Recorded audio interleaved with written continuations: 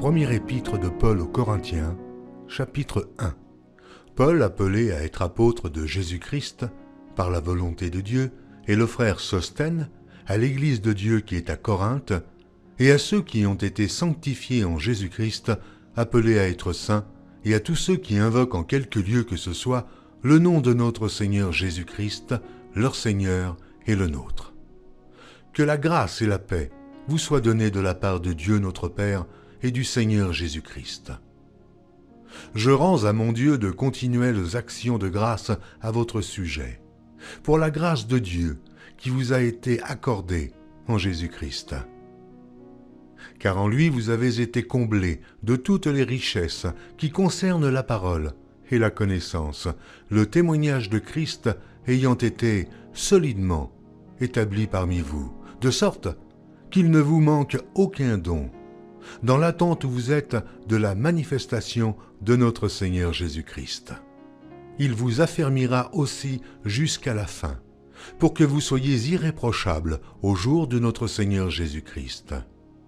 Dieu est fidèle, lui qui vous a appelés à la communion de son Fils, Jésus-Christ, notre Seigneur. Je vous exhorte, frères, par le nom de notre Seigneur Jésus-Christ, à tenir tous un même langage, et à ne point avoir de division parmi vous, mais à être parfaitement unis dans un même esprit et dans un même sentiment.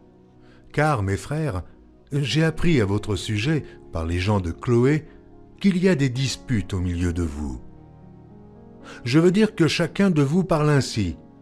Moi je suis de Paul, et moi d'Apollos, et moi de Céphas, et moi de Christ. Christ est-il divisé? Paul a-t-il été crucifié pour vous? Ou est-ce au nom de Paul que vous avez été baptisés?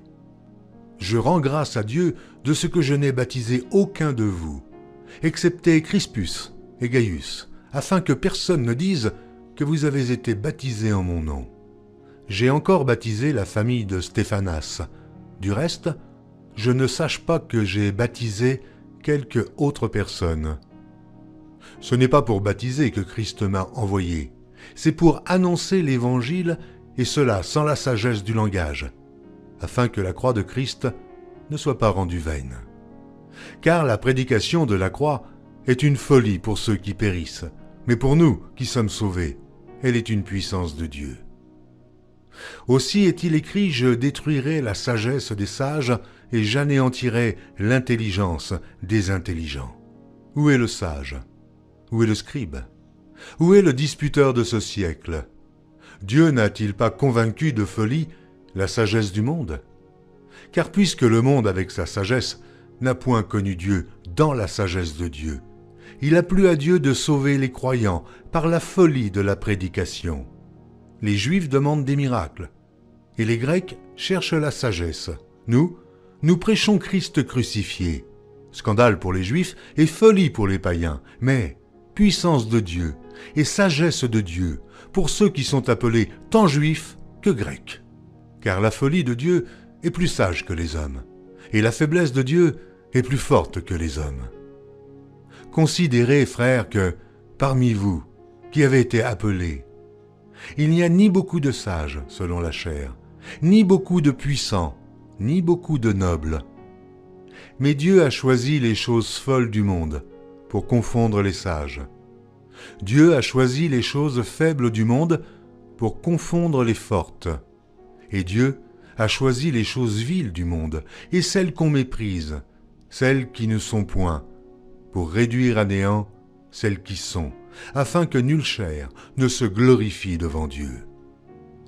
Or, c'est par lui que vous êtes en Jésus-Christ, lequel, de par Dieu, a été fait pour nous sagesse, justice et sanctification et rédemption, afin, comme il est écrit, que celui qui se glorifie dans le Seigneur. Pour moi, frères, lorsque je suis allé chez vous, ce n'est pas avec une supériorité de langage ou de sagesse que je suis allé vous annoncer le témoignage de Dieu. Car je n'ai pas eu la pensée de savoir parmi vous autre chose que Jésus-Christ et Jésus-Christ crucifié. Moi-même, J'étais auprès de vous dans un état de faiblesse, de crainte et de grand tremblement. Et ma parole et ma prédication ne reposaient pas sur les discours persuasifs de la sagesse, mais sur une démonstration d'esprit et de puissance, afin que votre foi fût fondée, non sur la sagesse des hommes, mais sur la puissance de Dieu. Cependant, c'est une sagesse que nous prêchons parmi les parfaits, sagesse qui n'est pas de ce siècle, ni des chefs de ce siècle, qui vont être anéantis.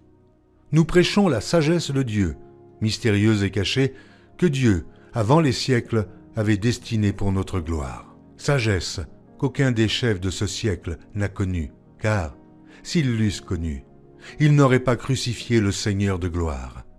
Mais, comme il est écrit, ce sont des choses que l'œil n'a point vues, que l'oreille n'a point entendues, et qui ne sont point montées au cœur de l'homme, des choses que Dieu a préparées pour ceux qui l'aiment.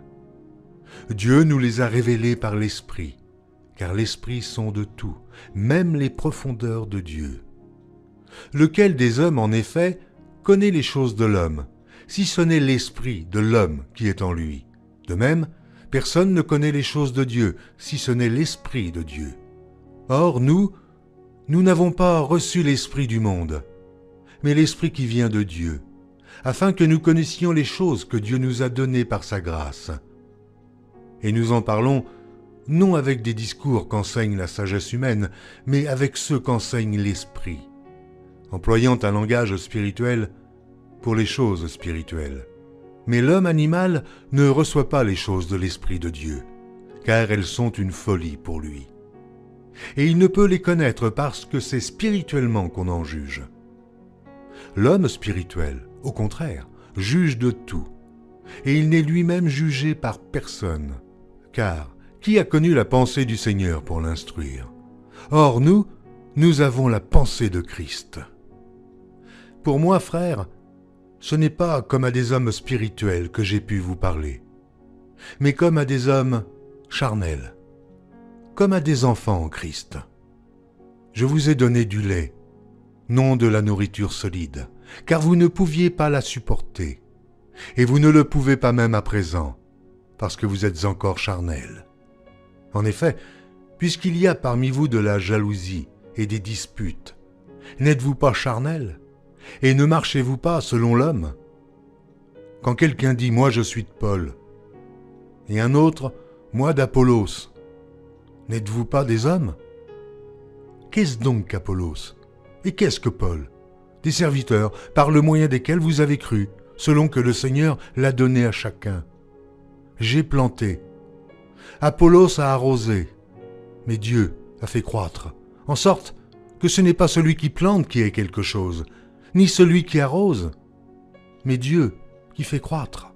Celui qui plante et celui qui arrose sont égaux, et chacun recevra sa propre récompense, selon son propre travail.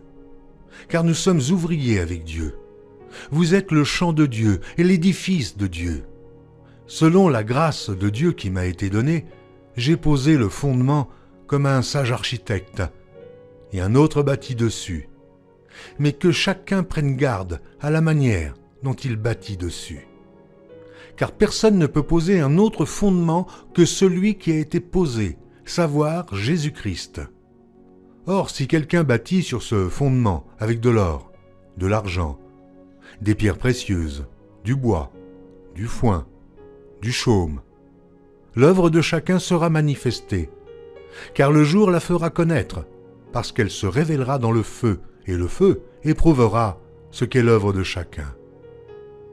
Si l'œuvre bâtie par quelqu'un sur le fondement subsiste, il recevra une récompense. Si l'œuvre de quelqu'un est consumée, il perdra sa récompense. Pour lui, il sera sauvé, mais comme au travers du feu. Ne savez-vous pas que vous êtes le temple de Dieu, et que l'Esprit de Dieu habite en vous? Si quelqu'un détruit le temple de Dieu, Dieu le détruira, car le temple de Dieu est saint, et c'est ce que vous êtes. Que nul ne s'abuse lui-même. Si quelqu'un parmi vous pense être sage selon ce siècle, qu'il devienne fou, afin de devenir sage. Car la sagesse de ce monde est une folie devant Dieu. Aussi est-il écrit, Il prend les sages dans leur ruse. Et encore, le Seigneur connaît les pensées des sages. Il sait qu'elles sont vaines. Que personne donc ne mette sa gloire dans des hommes, car tout est à vous. Soit Paul, soit Apollos, soit Céphas, soit le monde, soit la vie, soit la mort, soit les choses présentes, soit les choses à venir. Tout est à vous, et vous êtes à Christ, et Christ est à Dieu. Ainsi qu'on nous regarde comme des serviteurs de Christ et des dispensateurs des mystères de Dieu.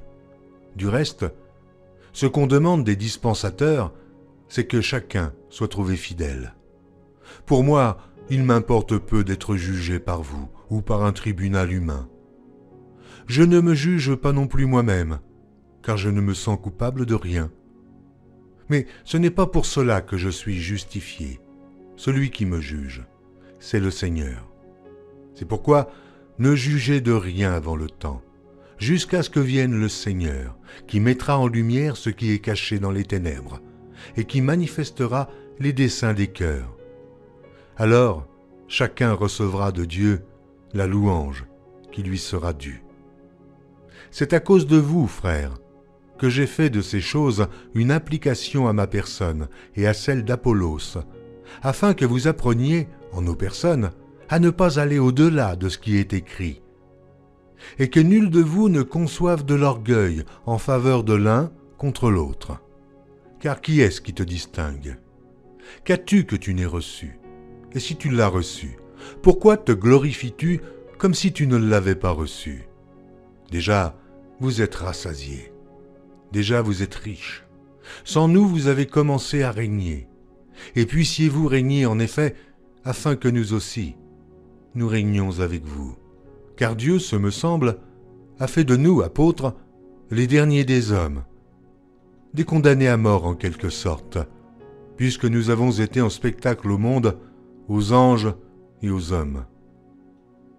Nous sommes fous à cause de Christ, mais vous êtes sages en Christ. Nous sommes faibles, mais vous êtes forts. Vous êtes honorés, et nous sommes méprisés.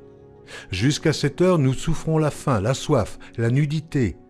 Nous sommes maltraités, errants, ça et là. Nous nous fatiguons à travailler de nos propres mains. Injuriés, nous bénissons. Persécutés, nous supportons. Calomniés, nous parlons avec bonté. Nous sommes devenus les balayures du monde, le rebut de tous, jusqu'à maintenant. Ce n'est pas pour vous faire honte que j'écris ces choses, mais je vous avertis, comme mes enfants bien-aimés. Car quand vous auriez 10 000 maîtres en Christ, vous n'avez cependant pas plusieurs pères, puisque c'est moi qui vous ai engendré en Jésus-Christ par l'Évangile. Je vous en conjure donc, soyez mes imitateurs. Pour cela, je vous ai envoyé Timothée, qui est mon enfant bien-aimé et fidèle dans le Seigneur. Il vous rappellera quelles sont mes voies en Christ, quelle est la manière dont j'enseigne partout, dans toutes les églises. Quelques-uns se sont enflés d'orgueil, comme si je ne devais pas aller chez vous. J'irai bientôt chez vous, si c'est la volonté du Seigneur, et je connaîtrai, non les paroles, mais la puissance de ceux qui se sont enflés. Car le royaume de Dieu ne consiste pas en paroles, mais en puissance. Que voulez-vous? Que j'aille chez vous avec une verge ou avec amour et dans un esprit de douceur? Chapitre 5. On entend dire généralement qu'il y a parmi vous de l'impudicité, et une impudicité telle qu'elle ne se rencontre pas même chez les païens. C'est au point que l'un de vous a la femme de son père, et vous êtes enflé d'orgueil. Et vous n'avez pas été plus tôt dans l'affliction, afin que celui qui a commis cet acte fût ôté du milieu de vous. Pour moi, absent de corps mais présent d'esprit, j'ai déjà jugé, comme si j'étais présent, celui qui a commis un tel acte. Au nom du Seigneur Jésus, vous et mon esprit étant assemblés, avec la puissance de notre Seigneur Jésus, qu'un tel homme soit livré à Satan, pour la destruction de la chair, afin que l'esprit soit sauvé au jour du Seigneur Jésus. C'est bien à tort que vous vous glorifiez, Ne savez-vous pas qu'un peu de levain fait lever toute la pâte? Faites disparaître le vieux levain, afin que vous soyez une pâte nouvelle, puisque vous êtes sans levain, car Christ, notre Pâque, a été immolé. Célébrons donc la fête, non avec du vieux levain, non avec un levain de malice et de méchanceté, mais avec les pains sans levain, de la pureté et de la vérité. Je vous ai écrit dans ma lettre de ne pas avoir des relations avec les impudiques, non pas d'une manière absolue avec les impudiques de ce monde, ou avec les cupides et les ravisseurs, ou avec les idolâtres. Autrement, il vous faudrait sortir du monde. Maintenant, ce que je vous ai écrit, c'est de ne pas avoir des relations avec quelqu'un qui, se nommant frère, est impudique, ou cupide, ou idolâtre, ou outrageux, ou ivrogne, ou ravisseur, de ne pas même manger avec un tel homme. Qu'ai-je en effet à juger ceux du dehors? N'est-ce pas ceux du dedans que vous avez à juger? Pour ceux du dehors, Dieu les juge. Ôtez le méchant du milieu de vous. Quelqu'un de vous, lorsqu'il a un différend avec un autre, ose-t-il plaider devant les injustes et non devant les saints? Ne savez-vous pas que les saints jugeront le monde? Et si c'est par vous que le monde est jugé, vous êtes indignes de rendre les moindres jugements. Ne savez-vous pas que nous jugerons les anges? Et nous ne jugerions pas à plus forte raison les choses de cette vie? Quand donc vous avez des différends pour les choses de cette vie, ce sont des gens dont l'Église ne fait aucun cas que vous prenez pour juges. Je le dis à votre honte. Ainsi, il y a parmi vous pas un seul homme sage qui puisse se prononcer entre ses frères. Mais un frère plaide contre un frère, et cela devant des infidèles. C'est déjà certes un défaut chez vous que d'avoir des procès les uns avec les autres.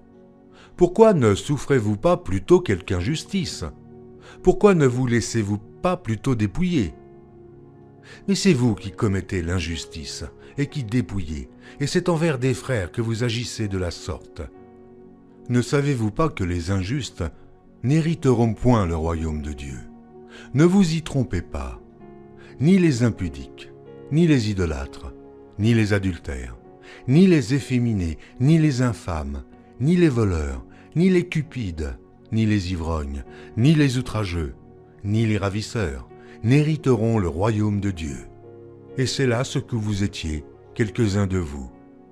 Mais vous avez été lavés, mais vous avez été sanctifiés, mais vous avez été justifiés au nom du Seigneur Jésus-Christ et par l'Esprit de notre Dieu. Tout m'est permis, mais tout n'est pas utile. Tout m'est permis, mais je ne me laisserai asservir par quoi que ce soit. Les aliments sont pour le ventre, et le ventre pour les aliments. Et Dieu détruira l'un comme les autres. Mais le corps n'est pas pour l'impudicité, il est pour le Seigneur, et le Seigneur pour le corps. Et Dieu qui a ressuscité le Seigneur nous ressuscitera aussi par sa puissance. Ne savez-vous pas que vos corps sont des membres de Christ? Prendrais-je donc les membres de Christ pour en faire les membres d'une prostituée? Loin de là. Ne savez-vous pas que celui qui s'attache à la prostituée est un seul corps avec elle? Car il est dit, les deux deviendront une seule chair. Mais celui qui s'attache au Seigneur est avec lui un seul esprit. Fuyez l'impudicité. Quelque autre péché qu'un homme commette, ce péché est hors du corps. Mais celui qui se livre à l'impudicité pêche contre son propre corps. Ne savez-vous pas que votre corps est le temple du Saint-Esprit qui est en vous, que vous avez reçu de Dieu, et que vous ne vous appartenez point à vous-même, car vous avez été rachetés à un grand prix. Glorifiez donc Dieu dans votre corps et dans votre esprit, qui appartiennent à Dieu. Pour ce qui concerne les choses dont vous m'avez écrit, je pense qu'il est bon, pour l'homme, de ne point toucher de femme.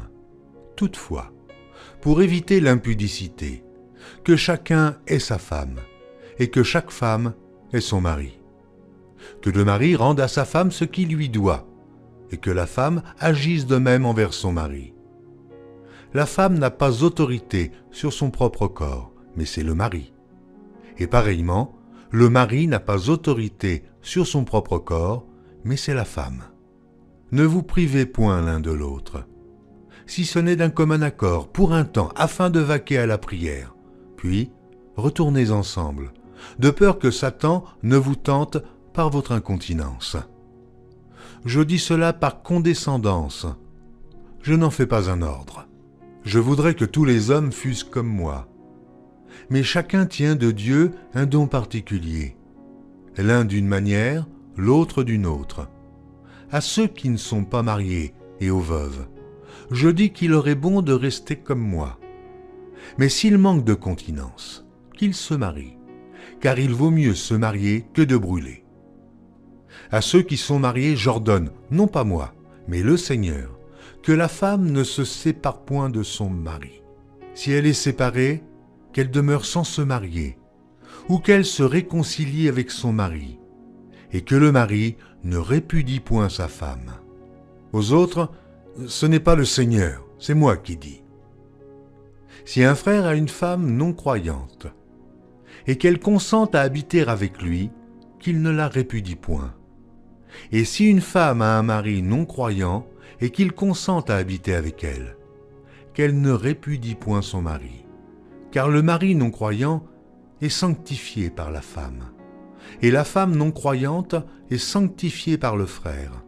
Autrement, vos enfants seraient impurs, tandis que maintenant ils sont saints. Si le non-croyant se sépare, qu'il se sépare. Le frère ou la sœur ne sont pas liés dans ces cas-là.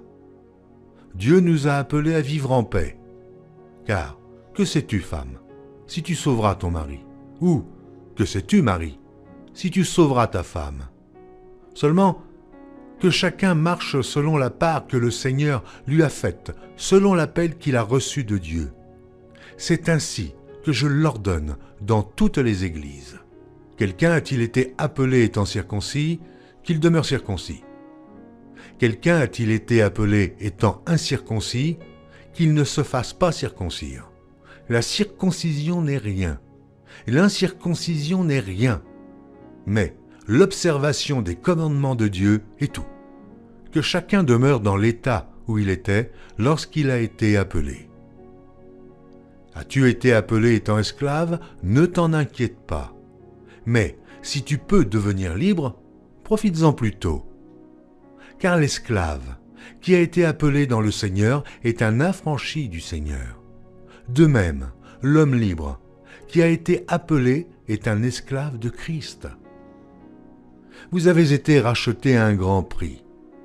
Ne devenez pas esclaves des hommes. Que chacun, frère, demeure devant Dieu, dans l'état où il était lorsqu'il a été appelé. Pour ce qui est des vierges, je n'ai point d'ordre du Seigneur, mais je donne un avis, comme ayant reçu du Seigneur miséricorde pour être fidèle. Voici donc ce que j'estime bon. À cause des temps difficiles qui s'approchent, il est bon à un homme d'être ainsi. Es-tu lié à une femme? Ne cherche pas à rompre ce lien. N'es-tu pas lié à une femme? Ne cherche pas une femme. Si tu t'es marié, tu n'as point péché. Et si la Vierge s'est mariée, elle n'a point péché.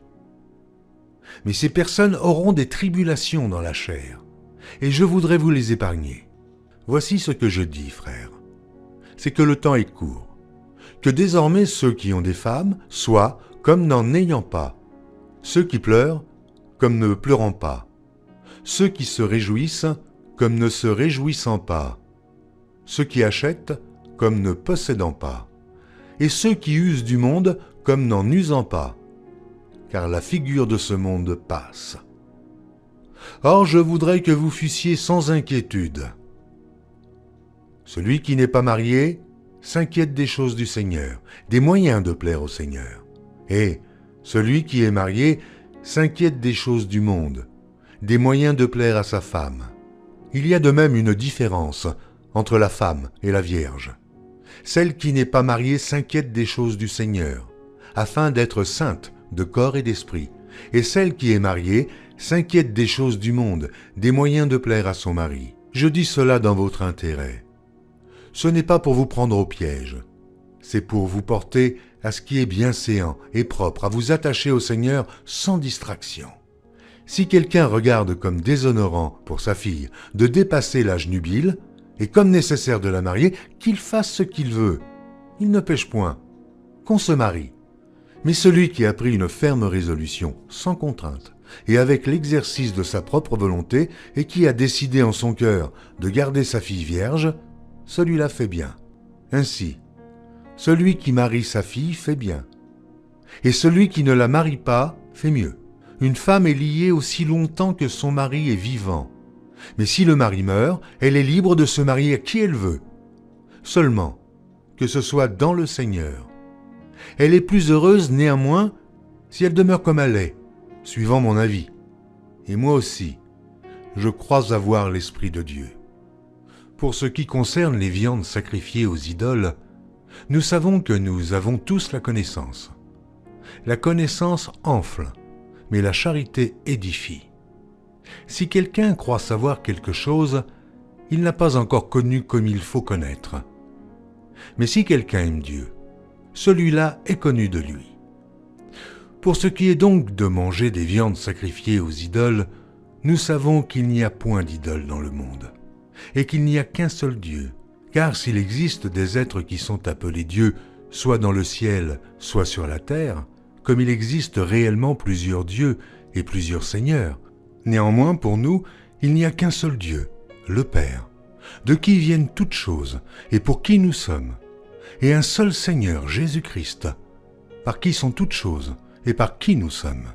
Mais cette connaissance n'est pas chez tous.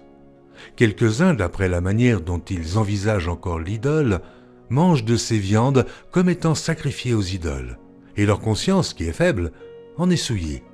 Ce n'est pas un aliment qui nous rapproche de Dieu. Si nous en mangeons, nous n'avons rien de plus.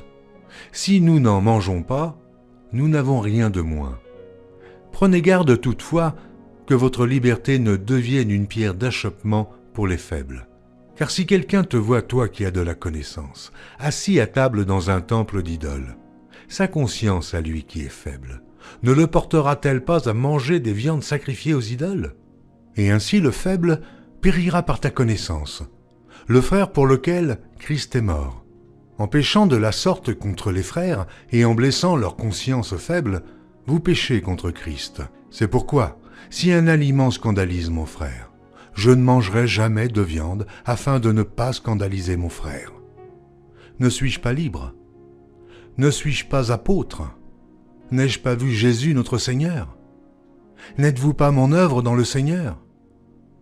Si pour d'autres je ne suis pas apôtre, je le suis au moins pour vous, car vous êtes le sceau de mon apostolat dans le Seigneur. C'est là ma défense contre ceux qui m'accusent. N'avons-nous pas le droit de manger et de boire? N'avons-nous pas le droit de mener avec nous une sœur qui soit notre femme, comme font les autres apôtres, et les frères du Seigneur, et Céphas?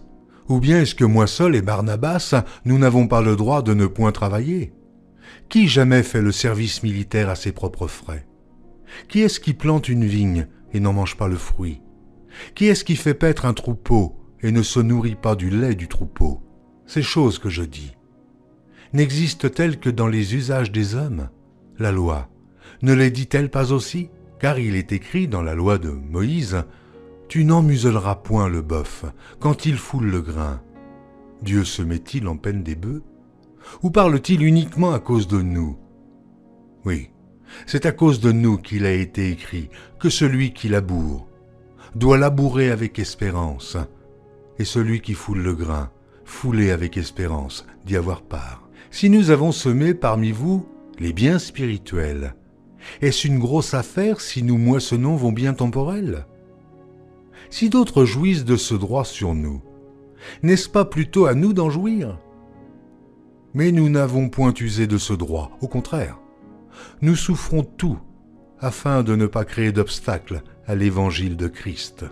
Ne savez-vous pas que ceux qui remplissent les fonctions sacrées sont nourris par le temple, que ceux qui servent à l'autel ont part à l'autel? De même aussi, le Seigneur a ordonné à ceux qui annoncent l'Évangile de vivre de l'Évangile. Pour moi, je n'ai usé d'aucun de ces droits, et ce n'est pas afin de les réclamer en ma faveur que j'écris ainsi, car j'aimerais mieux mourir que de me laisser enlever ce sujet de gloire. Si j'annonce l'Évangile, ce n'est pas pour moi un sujet de gloire, car la nécessité m'en est imposée, et malheur à moi si je n'annonce pas l'Évangile. Si je le fais de bon cœur, j'en ai la récompense, mais si je le fais malgré moi, c'est une charge qui m'est confiée.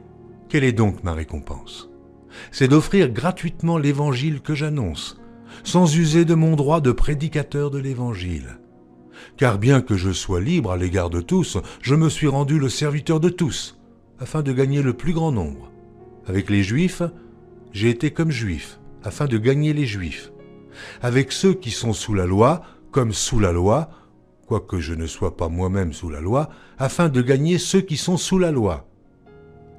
Avec ceux qui sont sans loi, comme sans loi, quoique je ne sois point sans la loi de Dieu, étant sous la loi de Christ, afin de gagner ceux qui sont sans loi. J'ai été faible avec les faibles, afin de gagner les faibles. Je me suis fait tout à tous, afin d'en sauver de toute manière quelques-uns. Je fais tout à cause de l'Évangile, afin d'y avoir part. Ne savez-vous pas que ceux qui courent dans le stade courent tous, mais qu'un seul remporte le prix?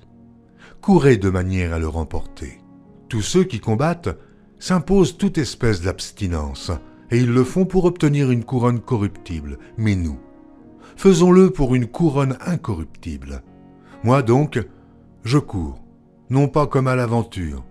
Je frappe, non pas comme battant l'air, mais je traite durement mon corps, et je le tiens assujetti, de peur d'être moi-même rejeté, après avoir prêché aux autres. Chapitre 10. Frères, je ne veux pas que vous ignoriez que nos pères ont tous été sous la nuée, qu'ils ont tous passé au travers de la mer, qu'ils ont tous été baptisés en Moïse, dans la nuée et dans la mer, qu'ils ont tous mangé le même aliment spirituel, et qu'ils ont tous bu le même breuvage spirituel, car ils buvaient à un rocher spirituel qui les suivait, et ce rocher était Christ. Mais la plupart d'entre eux ne furent point agréables à Dieu, puisqu'ils périrent dans le désert. Or, ces choses sont arrivées pour nous servir d'exemple, afin que nous n'ayons pas de mauvais désirs, comme ils en ont eu.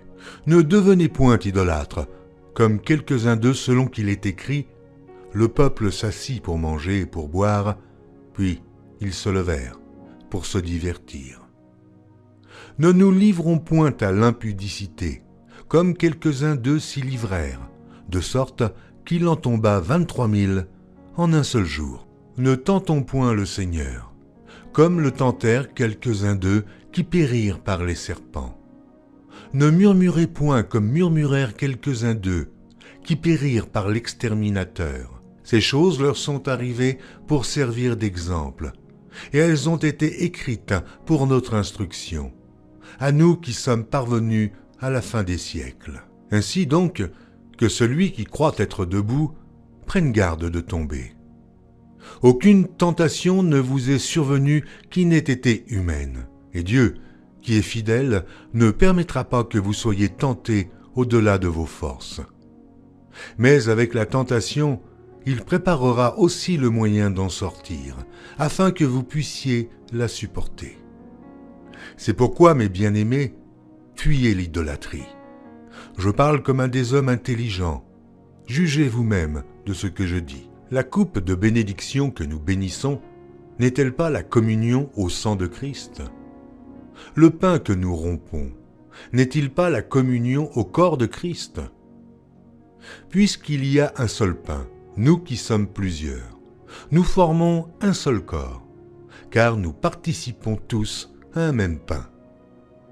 Voyez les Israélites, selon la chair, ceux qui mangent les victimes, ne sont-ils pas en communion avec l'autel ? Que dis-je donc ? Que la viande sacrifiée aux idoles est quelque chose, ou qu'une idole est quelque chose ? Nullement. Je dis que ce qu'on sacrifie, on le sacrifie à des démons, et non à Dieu. Or, je ne veux pas que vous soyez en communion avec les démons. Vous ne pouvez boire la coupe du Seigneur et la coupe des démons. Vous ne pouvez participer à la table du Seigneur et à la table des démons. Voulons-nous provoquer la jalousie du Seigneur? Sommes-nous plus forts que lui? Tout est permis, mais tout n'est pas utile. Tout est permis, mais tout n'édifie pas. Que personne ne cherche son propre intérêt, mais que chacun cherche celui d'autrui. Mangez de tout ce qui se vend au marché, sans vous enquérir de rien par motif de conscience. Car la terre est au Seigneur et tout ce qu'elle renferme. Si un non-croyant vous invite et que vous vouliez aller, mangez de tout ce qu'on vous présentera, sans vous enquérir de rien par motif de conscience. Mais si quelqu'un vous dit « Ceci a été offert en sacrifice », n'en mangez pas, à cause de celui qui a donné l'avertissement et à cause de la conscience. Je parle ici non de votre conscience, mais de celle de l'autre. Pourquoi, en effet, ma liberté serait-elle jugée par une conscience étrangère, si je mange avec action de grâce? Pourquoi serais-je blâmé au sujet d'une chose dont je rends grâce? Soit donc que vous mangiez, soit que vous buviez, soit que vous fassiez quelque autre chose, faites tout pour la gloire de Dieu. Ne soyez en scandale ni aux Grecs, ni aux Juifs, ni à l'Église de Dieu, de la même manière que moi aussi je m'efforce en toutes choses de complaire à tous, cherchant non mon avantage, mais celui du plus grand nombre, afin qu'ils soient sauvés. Soyez mes imitateurs, comme je le suis moi-même de Christ. Je vous loue de ce que vous vous souvenez de moi, à tous égards, et de ce que vous retenez mes instructions, telles que je vous les ai données. Je veux cependant que vous sachiez que Christ est le chef de tout homme, que l'homme est le chef de la femme, et que Dieu est le chef de Christ. Tout homme qui prie ou qui prophétise la tête couverte déshonore son chef. Toute femme, au contraire, qui prie ou qui prophétise la tête non voilée déshonore son chef. C'est comme si elle était rasée, car si une femme n'est pas voilée, qu'elle se coupe aussi les cheveux. Or, s'il est honteux pour une femme d'avoir les cheveux coupés ou d'être rasée, qu'elle se voile. L'homme ne doit pas se couvrir la tête, puisqu'il est l'image et la gloire de Dieu, tandis que la femme est la gloire de l'homme. En effet, l'homme n'a pas été tiré de la femme, mais la femme a été tirée de l'homme. Et l'homme n'a pas été créé à cause de la femme, mais la femme a été créée à cause de l'homme.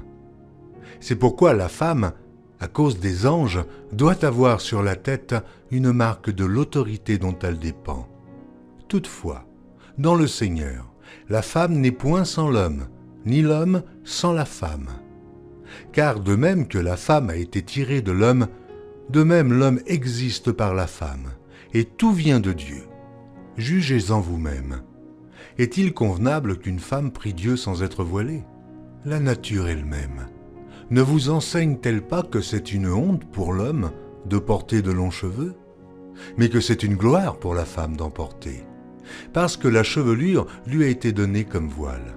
Si quelqu'un se plaît à contester, nous n'avons pas cette habitude, non plus que les églises de Dieu. En donnant cet avertissement, ce que je ne loue point, c'est que vous vous assemblez non pour devenir meilleur, mais pour devenir pire. Et d'abord, j'apprends que lorsque vous vous réunissez en assemblée, il y a parmi vous des divisions, et je le crois en partie. Car il faut qu'il y ait des sectes parmi vous, afin que ceux qui sont approuvés soient reconnus comme tels au milieu de vous. Lors donc que vous vous réunissez, ce n'est pas pour manger le repas du Seigneur, car quand on se met à table, chacun commence par prendre son propre repas, et l'un a faim, tandis que l'autre est ivre. N'avez-vous pas des maisons pour y manger et boire? Ou méprisez-vous l'Église de Dieu, et faites-vous honte à ceux qui n'ont rien? Que vous dirai-je? Vous louerai-je? En cela je ne vous loue point, car j'ai reçu du Seigneur ce que je vous ai enseigné, c'est que le Seigneur Jésus, dans la nuit où il fut livré, prit du pain, et, après avoir rendu grâce, le rompit et dit, « Ceci est mon corps, qui est rompu pour vous. Faites ceci en mémoire de moi. » De même, après avoir soupé, il prit la coupe et dit, « Cette coupe est la nouvelle alliance en mon sang. Faites ceci en mémoire de moi, toutes les fois que vous en boirez. Car toutes les fois que vous mangez ce pain et que vous buvez cette coupe, vous annoncez la mort du Seigneur jusqu'à ce qu'il vienne. C'est pourquoi celui qui mangera le pain ou boira la coupe du Seigneur indignement sera coupable envers le corps et le sang du Seigneur. Que chacun donc s'éprouve soi-même, et qu'ainsi il mange du pain et boive de la coupe. Car celui qui mange et boit sans discerner le corps du Seigneur mange et boit un jugement contre lui-même. C'est pour cela qu'il y a parmi vous beaucoup d'infirmes et de malades, et qu'un grand nombre sont morts. Si nous nous jugions nous-mêmes, nous ne serions pas jugés. Mais quand nous sommes jugés, nous sommes châtiés par le Seigneur, afin que nous ne soyons pas condamnés avec le monde. Ainsi, mes frères, lorsque vous vous réunissez pour le repas, attendez-vous les uns les autres. Si quelqu'un a faim, qu'il mange chez lui, afin que vous ne vous réunissiez pas pour attirer un jugement sur vous. Je réglerai les autres choses quand je serai arrivé. Pour ce qui concerne les dons spirituels, je ne veux pas, frères, que vous soyez dans l'ignorance. Vous savez que lorsque vous étiez païens, vous vous laissiez entraîner vers les idoles muettes, selon que vous étiez conduits. C'est pourquoi je vous déclare que nul, s'il parle par l'Esprit de Dieu, ne dit « Jésus est anathème », et que nul ne peut dire « Jésus est le Seigneur » si ce n'est par le Saint-Esprit. Il y a diversité de dons, mais le même Esprit. Diversité de ministères, mais le même Seigneur. Diversité d'opérations, mais le même Dieu qui opère tout en tous. Or, à chacun la manifestation de l'Esprit est donnée pour l'utilité commune. En effet, à l'un est donné par l'Esprit une parole de sagesse, à un autre une parole de connaissance, selon le même Esprit. À un autre la foi, par le même Esprit. À un autre le don des guérisons, par le même Esprit. À un autre le don d'opérer des miracles. À un autre la prophétie. À un autre le discernement des esprits. À un autre la diversité des langues. À un autre l'interprétation des langues. Un seul et même Esprit opère toutes ces choses, les distribuant à chacun en particulier, comme il veut. Car, comme le corps est un et a plusieurs membres, et comme tous les membres du corps, malgré leur nombre, ne forment qu'un seul corps, ainsi en est-il de Christ. Nous avons tous, en effet, été baptisés par un seul esprit, pour former un seul corps, soit juif, soit grec, soit esclave, soit libre, et nous avons tous été abreuvés d'un seul esprit. Ainsi, le corps n'est pas un seul membre, mais il est formé de plusieurs membres. Si le pied disait « Parce que je ne suis pas une main, je ne suis pas du corps », ne serait-il pas du corps pour cela? Et si l'oreille disait « Parce que je ne suis pas un œil, je ne suis pas du corps », ne serait-elle pas du corps pour cela? Si tout le corps était œil, où serait l'ouïe? S'il était tout ouïe, où serait l'odorat? Maintenant, Dieu a placé chacun des membres dans le corps comme il l'a voulu. Si tous étaient un seul membre, où serait le corps? Maintenant donc, il y a plusieurs membres, et un seul corps. L'œil ne peut pas dire à la main « Je n'ai pas besoin de toi », ni la tête dire aux pieds « Je n'ai pas besoin de vous ». Mais bien plutôt, les membres du corps, qui paraissent être les plus faibles, sont nécessaires. Et ceux que nous estimons être les moins honorables du corps, nous les entourons d'un plus grand honneur. Ainsi, nos membres les moins honnêtes reçoivent le plus d'honneur, tandis que ceux qui sont honnêtes n'en ont pas besoin. Dieu a disposé le corps de manière à donner plus d'honneur à ce qui en manquait, afin qu'il n'y ait pas de division dans le corps, mais que les membres aient également soin les uns des autres. Et si un membre souffre, tous les membres souffrent avec lui. Si un membre est honoré, tous les membres se réjouissent avec lui. Vous êtes le corps de Christ, et vous êtes ses membres, chacun pour sa part.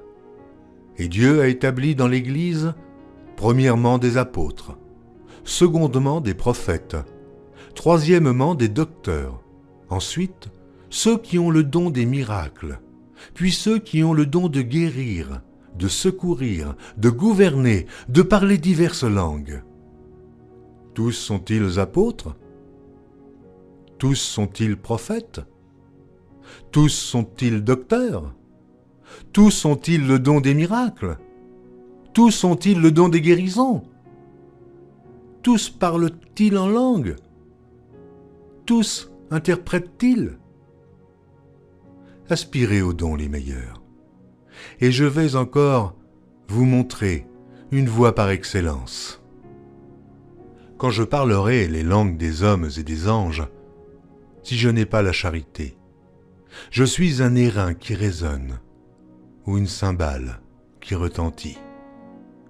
Et quand j'aurai le don de prophétie, la science de tous les mystères et toute la connaissance, quand j'aurai même toute la foi jusqu'à transporter des montagnes, si je n'ai pas la charité, je ne suis rien.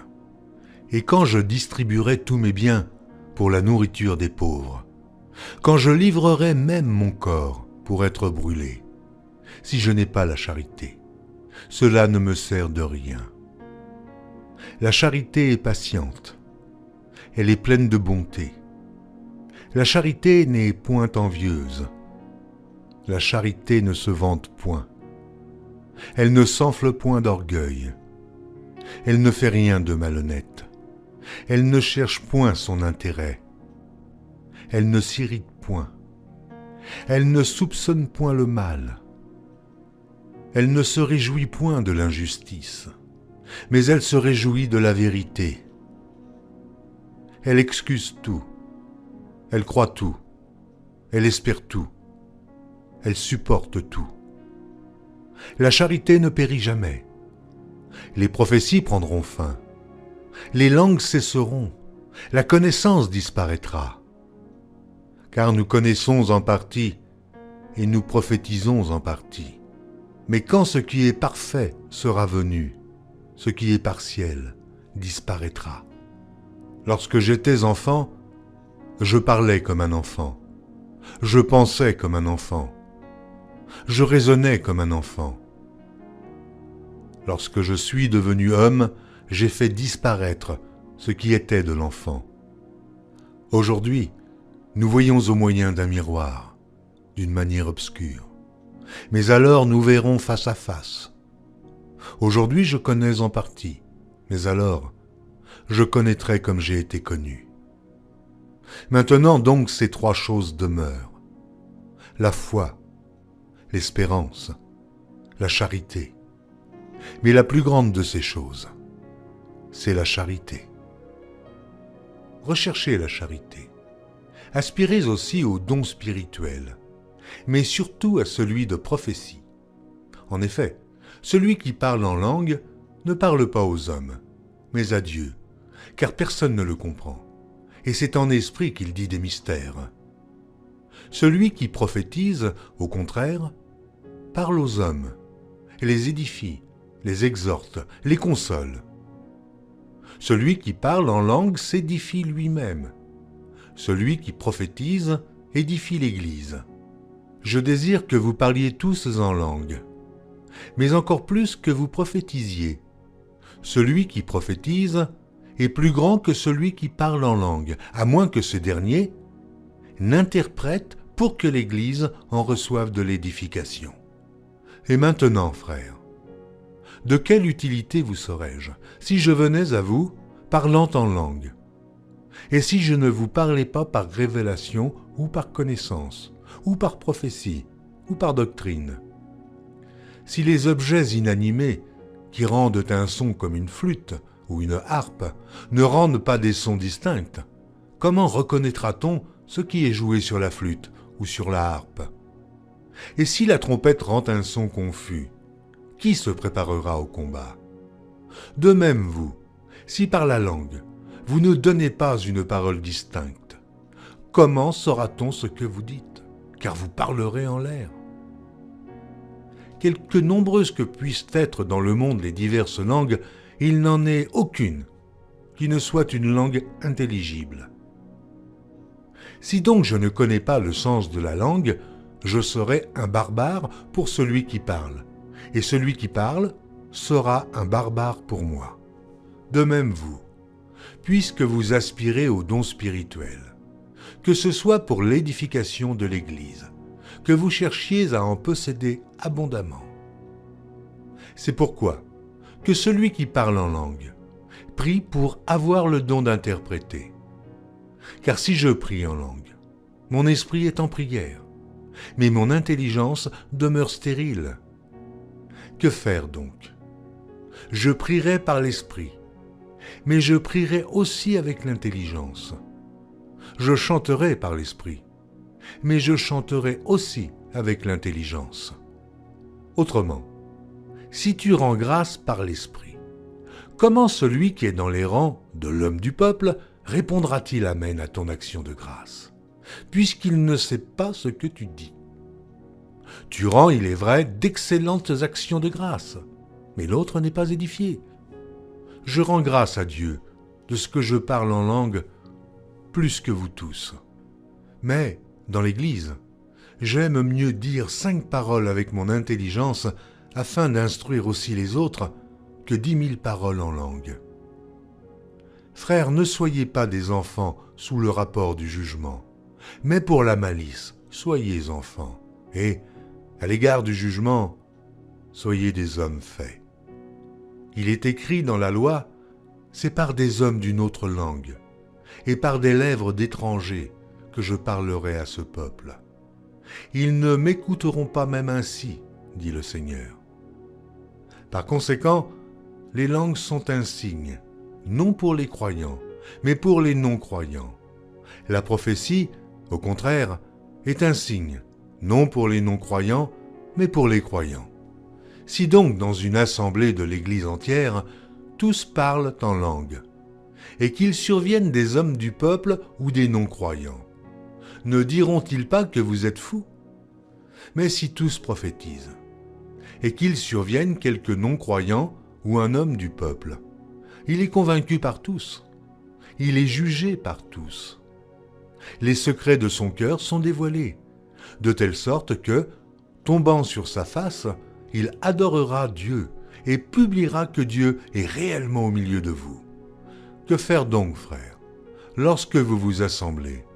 Les uns ou les autres parmi vous ont-ils un cantique, une instruction, une révélation, une langue, une interprétation? Que tout se fasse pour l'édification. En est-il qui parlent en langue? Que 2 ou 3 au plus parlent, chacun à son tour, et que quelqu'un interprète. S'il n'y a point d'interprète, qu'on se taise dans l'Église, et qu'on parle à soi-même et à Dieu. Pour ce qui est des prophètes, que 2 ou 3 parlent, et que les autres jugent. Et si un autre qui est assis a une révélation, que le premier se taise. Car vous pouvez tous prophétiser successivement, afin que tous soient instruits et que tous soient exhortés. Les esprits des prophètes sont soumis aux prophètes. Car Dieu n'est pas un Dieu de désordre, mais de paix. Comme dans toutes les églises des saints, que les femmes se taisent dans les assemblées, car il ne leur est pas permis d'y parler, mais qu'elles soient soumises, selon que le dit aussi la loi. Si elles veulent s'instruire sur quelque chose, qu'elles interrogent leur mari à la maison, car il est malséant à une femme de parler dans l'Église. Est-ce de chez vous que la parole de Dieu est sortie? Ou est-ce à vous seul qu'elle est parvenue? Si quelqu'un croit être prophète ou inspiré, qu'il reconnaisse que ce que je vous écris est un commandement du Seigneur. Et si quelqu'un l'ignore, qu'il l'ignore. Ainsi donc, frères, aspirez au don de prophétie, et n'empêchez pas de parler en langue, mais que tout se fasse avec bienséance et avec ordre.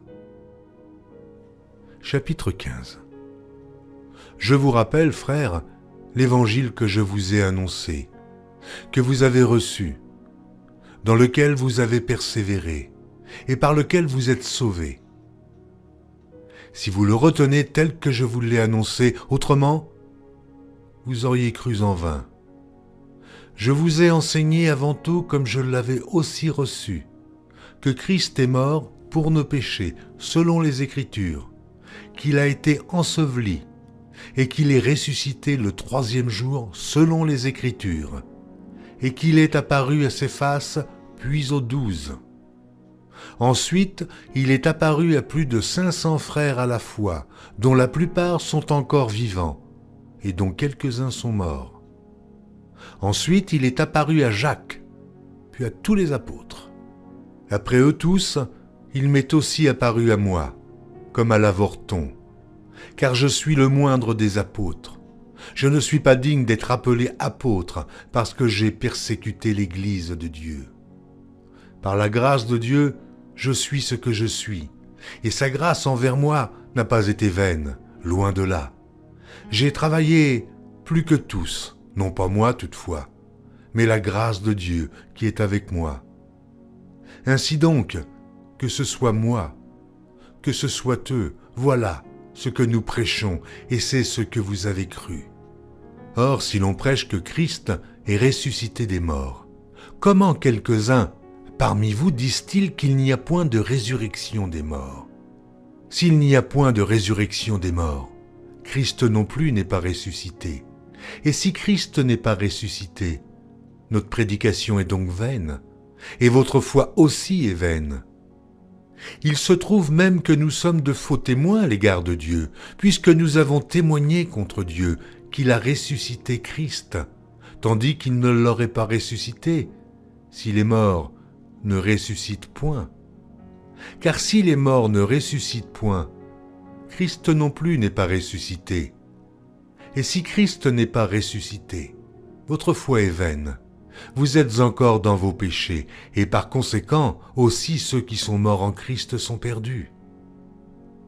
Si c'est dans cette vie seulement que nous espérons en Christ, nous sommes les plus malheureux de tous les hommes. Mais, maintenant, Christ est ressuscité des morts. Il est les prémices de ceux qui sont morts. Car puisque la mort est venue par un homme, c'est aussi par un homme qu'est venue la résurrection des morts. Et comme tous meurent en Adam, de même aussi, tous revivront en Christ, mais chacun en son rang. Christ comme prémisse, puis ceux qui appartiennent à Christ lors de son avènement. Ensuite viendra la fin, quand il remettra le royaume à celui qui est Dieu et Père, après avoir détruit toute domination, toute autorité et toute puissance. Car il faut qu'il règne jusqu'à ce qu'il ait mis tous les ennemis sous ses pieds. Dieu, en effet, a tout mis sous ses pieds. Mais lorsqu'il dit que tout lui a été soumis, il est évident que celui qui lui a soumis toutes choses est excepté. Et lorsque toutes choses lui auront été soumises, alors le Fils lui-même sera soumis à celui qui lui a soumis toutes choses, afin que Dieu soit tout en tous. Autrement, que feraient ceux qui se font baptiser pour les morts, si les morts ne ressuscitent absolument pas? Pourquoi se font-ils baptiser pour eux? Et nous, pourquoi sommes-nous à toute heure en péril? Chaque jour, je suis exposé à la mort. Je l'atteste, frères, par la gloire dont vous êtes pour moi le sujet en Jésus-Christ notre Seigneur. Si c'est dans des vues humaines que j'ai combattu contre les bêtes à Éphèse, quel avantage m'en revient-il? Si les morts ne ressuscitent pas, mangeons et buvons, car demain nous mourrons. Ne vous y trompez pas, les mauvaises compagnies corrompent les bonnes mœurs. revenez à vous-même comme il est convenable et ne péchez point. Car quelques-uns ne connaissent pas Dieu, je le dis à votre honte. Mais quelqu'un dira, comment les morts ressuscitent-ils et avec quel corps reviennent-ils? Insensé, ce que tu sèmes ne reprend point vie s'il ne meurt. Et ce que tu sèmes, ce n'est pas le corps qui naîtra. C'est un simple grain de blé peut-être, ou quelque autre semence. Puis Dieu lui donne un corps comme il lui plaît, et à chaque semence, il donne un corps qui lui est propre. Toute chair n'est pas la même chair, mais autre est la chair des hommes, autre celle des quadrupèdes, autre celle des oiseaux, autre celle des poissons. Il y a aussi des corps célestes et des corps terrestres. Autre est l'éclat du soleil, autre l'éclat de la lune, et autre l'éclat des étoiles. Même une étoile diffère en l'éclat d'une autre étoile. Ainsi en est-il de la résurrection des morts. Le corps est semé corruptible, il ressuscite incorruptible. Il est semé méprisable, il ressuscite glorieux. Il est semé infirme, il ressuscite plein de force. Il est semé corps animal, il ressuscite corps spirituel. S'il y a un corps animal, il y a aussi un corps spirituel. C'est pourquoi il est écrit « Le premier homme, Adam, devint une âme vivante. Le dernier Adam est devenu un esprit vivifiant. Mais ce qui est spirituel n'est pas le premier, c'est ce qui est animal. Ce qui est spirituel vient ensuite. Le premier homme tiré de la terre est terrestre, le second homme est du ciel. Tel est le terrestre, tels sont aussi les terrestres. Et tel est le céleste, tels sont aussi les célestes. Et de même que nous avons porté l'image du terrestre, nous porterons aussi l'image du céleste. Ce que je dis, frère, c'est que la chair et le sang ne peuvent hériter le royaume de Dieu, et que la corruption n'hérite pas l'incorruptibilité. Voici, je vous dis un mystère. Nous ne mourrons pas tous, mais tous nous serons changés, en un instant, en un clin d'œil, à la dernière trompette. La trompette sonnera, et les morts ressusciteront incorruptibles, et nous serons changés. Car il faut que ce corps corruptible revête l'incorruptibilité, et que ce corps mortel revête l'immortalité. Lorsque ce corps corruptible aura revêtu l'incorruptibilité, et que ce corps mortel aura revêtu l'immortalité, alors s'accomplira la parole qui est écrite « La mort a été engloutie dans la victoire. Ô mort, où est ta victoire? Ô mort, où est ton aiguillon?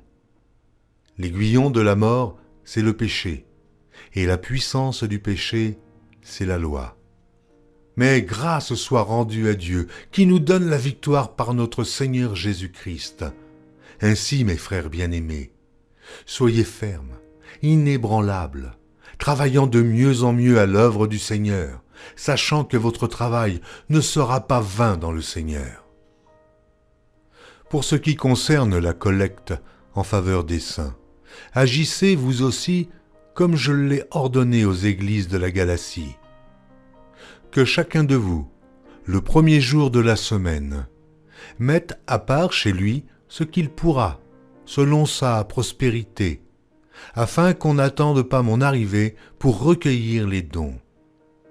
Et quand je serai venu, j'enverrai avec des lettres pour porter vos libéralités à Jérusalem, les personnes que vous aurez approuvées. Si la chose mérite que j'y aille moi-même, elles feront le voyage avec moi.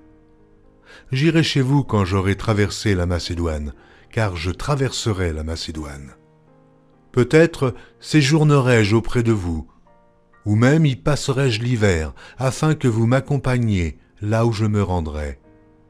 Je ne veux pas cette fois vous voir en passant, mais j'espère demeurer quelque temps auprès de vous, si le Seigneur le permet. Je resterai néanmoins à Éphèse jusqu'à la Pentecôte, car une porte grande et d'un accès efficace m'est ouverte, et les adversaires sont nombreux. Si Timothée arrive, faites en sorte qu'il soit sans crainte parmi vous, car il travaille comme moi à l'œuvre du Seigneur. Que personne donc ne le méprise. Accompagnez-le en paix, afin qu'il vienne vers moi, car je l'attends avec les frères. Pour ce qui est du frère Apollos, je l'ai beaucoup exhorté à se rendre chez vous avec les frères, mais ce n'était décidément pas sa volonté de le faire maintenant. Il partira quand il en aura l'occasion. Veillez, demeurez fermes dans la foi, soyez des hommes, fortifiez-vous. Que tout ce que vous faites se fasse avec charité. Encore une recommandation que je vous adresse, frères. Vous savez que la famille de Stéphanas est les prémices de l'Achaïe, et qu'elle s'est dévouée au service des saints. Ayez vous aussi de la déférence pour de tels hommes. Je me réjouis de la présence de Stéphanas, de Fortunatus et d'Achaïcus. Ils ont suppléé à votre absence, car ils ont tranquillisé mon esprit et le vôtre. Sachez donc apprécier de tels hommes. Les églises d'Asie vous saluent. Aquilas et Priscille, avec l'église qui est dans leur maison, vous saluent beaucoup dans le Seigneur. Tous les frères vous saluent. Saluez-vous les uns les autres par un saint baiser. Je vous salue, moi, Paul, de ma propre main. Si quelqu'un n'aime pas le Seigneur, qu'il soit anathème. Maranatha. Que la grâce du Seigneur Jésus soit avec vous.